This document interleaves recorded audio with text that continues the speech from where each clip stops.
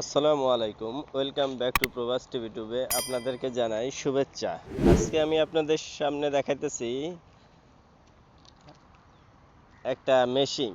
এই মেশিনের কাজ কি? এই মেশিন দিয়ে পাইলিং করে, গো পাইলিং। মালয়েশিয়ার মানুষ যারা আছে, যারা কাজ করছে, অবশ্যই বুঝতে পারবে এটারে গো পাইলিং বলে। যাই হোক, আপনারা পাইলিং ধরে বুঝতে পারেন।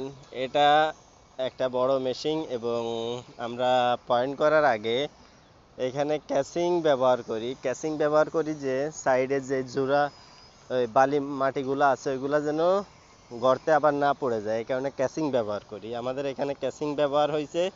ক্যাসিং একটা ভিতরে ঢুকাইছি আর একটা ঝালাই দিয়ে এই পর্যন্ত আসছে। ড্রিল করার পরে ভিতর থেকে মাটি উত্তোলন হইতেছে। মাটি বের করে এখন মাটিটা ফেলা হবে। ফেলে দেওয়ার পরে আমরা আবার ড্রিল করার জন্য যেই ভিটটা দেখতেছেন, এই ভিটটা আবার আমরা ক্যাসিংয়ের ভিতরে দেব। সো এখন আমরা দেখব ক্যাসিংটা সোজা আছে নাকি।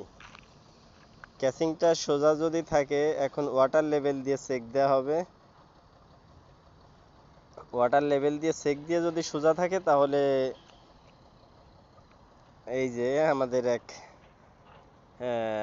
একজন ওয়াটার লেভেল দিয়ে চেক দেওয়ার জন্য এখানে প্রস্তুত হয়েছে যে ক্যাসিংটা কি সোজা আছে নাকি। সোজা না হইলে পরবর্তীতে উপরে আরেকটা যখন দিব আমাদের সমস্যা হতে পারে।